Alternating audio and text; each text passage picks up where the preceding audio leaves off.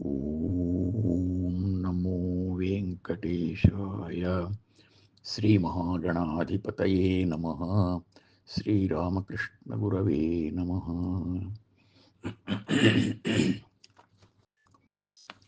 స్వాపనస్వవశో వ్యాపీ నైకాత్మా నైకకర్మకృత్ వత్సరో వత్సలో వత్సీ రత్నగర్భో ధనేశ్వరః. శ్రీ విష్ణు సహస్రం 50వ శ్లోకంతో నామస్మరణ చేసుకుని భీష్మ ఉపదేశం విందాం.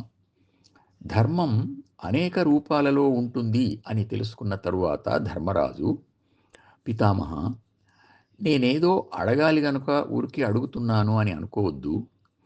అవసరం లేనిది అడగను, అవసరం ఉన్నదాన్ని తెలుసుకోవాలి అని అడుగుతున్నాను.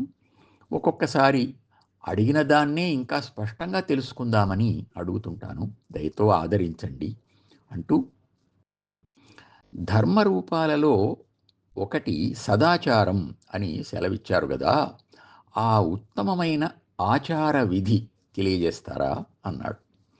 అప్పుడు భీష్మాచార్యుడు ఇలా చెప్పాడు. ధర్మనందన, వేదం ఆచారాలను అనేక విధాలుగా చెప్పింది. అయితే మహాత్ములు ఏది ఆచరిస్తారో అదే సదాచారం. ప్రజలందరికీ మేలు చేసే ఆచారం వేరొకటి ఏముంటుంది? కనుక మహాత్ముల ఆచరణను గమనించాలి. పూర్వం జాజలి అనే మునికి తులాధారుడు అనే వ్యాపారికి జరిగిన సంవాదం ఈ విషయాన్ని స్పష్టం చేస్తుంది. చెబుతాను విను. జాజలి తపోనిష్ఠ చాలా గొప్పది. కదలకుండా రోజులు నెలలు కూర్చునేవాడు. అలా ఉన్నప్పుడు ఒకసారి అతని శిరస్సు మీద జటాజూటంలో కొప్పు ముడిలో పిచ్చుకలు 2 గూడుగట్టుకొని పిల్లలను పెట్టి పెంచుకుంటూ సుఖంగా ఉన్నాయి. అది గమనించి కూడా ఆ ముని వాటి మీది దయతో ఆ పిచ్చుక గూడు తీసేయకుండా అలాగే ఉంచుకొని తపస్సు కొనసాగించాడు. మరికొంతకాలానికి పిల్లలకు కూడా రెక్కలు వచ్చి వెళ్ళిపోయి 1 నెల రోజుల వరకు రాలేదు. అప్పుడిక అవి రావు అనుకొని ఆయన కదలి నదీ తీరానికి వెళ్ళి ఆ గూడును తీసేసి జలాన్ని తలపై ప్రోక్షణ చేసుకుంటూ, నా అంతటి ధర్మాత్ముడు ఎక్కడైనా ఉన్నాడా అని ఆకాశం వైపు చూస్తూ అన్నాడు. వెంటనే ఆకాశం నుండి, కాశీక్షేత్రంలో ఉన్న మహాధర్మపరుడైన తులాధారుడు కూడా ఇలా మాట్లాడలేదు అని వినిపించింది. జాజలికి అతడంతటివాడా అని మాత్సర్యం కలిగింది. వెంటనే కాశీకి వెళ్ళి ఆయన్ను కలిశాడు. ఆయన ఒక వ్యాపారి, మంచి వ్యక్తిగా ఆయనకు గొప్ప పేరుంది గనుక జాజలి సులభంగానే ఆయన దగ్గరికి చేరుకోగలిగాడు. అప్పుడు తులాధారుడు తగిన గౌరవ సత్కారాలు చేసి, స్వామి, మీరు తల మీద పిచ్చుక గూడు ఉంటే ఎలా తపస్సు చేసుకోగలిగారు? నిజంగా మీ నిష్ఠ ప్రశంసనీయమని అన్నాడు. జాజలి ఆశ్చర్యపోయి, ఈ జ్ఞానం మీకెలా వచ్చింది? మీ సాధన పద్ధతి ఏమి అని అడిగాడు. ఆయన సమాధానం చెప్పాడు. మహాత్మా, నేను చేసేది వ్యాపారమే అయినా వంచన లేకుండా, మోసం లేకుండా నడుచుకుంటాను. తగిన లాభాలు వస్తాయి, వచ్చిన దానితోనే తృప్తి పడతాను.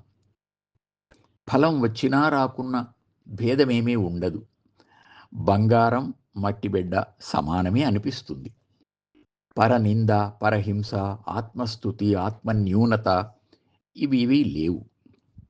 భూత దయతో, అభయ దక్షిణతో సత్యనిష్ఠ అనే యాగం సాగుతూ ఉంటుంది.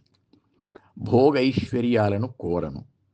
నా వల్ల ఎవరికైనా మేలు జరిగితే ఇంత చేశాను అనే అహంకార మమకారాదులు నాకు ఉండవు. ఇది ఇష్టం, అది కాదు అని కూడా ఉండదు. ఇది నిజం. నాకు ఈ లోకం ఒక బొమ్మల కొలువులాగా అనిపిస్తుంది. నా మనస్సు తామరాకు మీది నీటి బొట్టులాగా దేనికి అంటదు.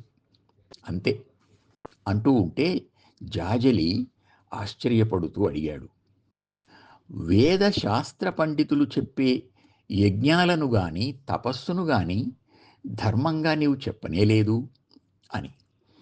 దానికి ఆయన, అహంకారంతో చేసే తపస్సు గాని ఏదో ఒక ఫలకాంక్షతో చేసే యజ్ఞం గాని లోభం అనే దుర్గుణంలోకి చేరతాయి అని దేవతలు వాటిని మెచ్చుకోరు. వాటి వల్ల జీవికి ముక్తి రానందువల్ల రాకపోకలు తప్పవు. నిత్య తృప్తి ఉన్నవాడు అంటే దేవతలకు ఇష్టం. వారు ప్రీతులైతే ఇక శాశ్వత ఆనందమే కదా అన్నాడు. అయితే నీవీ పని ఎందుకు చేస్తున్నట్లు? నీకు నిత్యతృప్తి ఉంటే కర్మ సన్యాసం చేయవచ్చు కదా అన్నాడు జాజలి. దానికి ఆయన, మహాత్మా, కర్మ చేస్తున్నా చెయ్యనట్లే.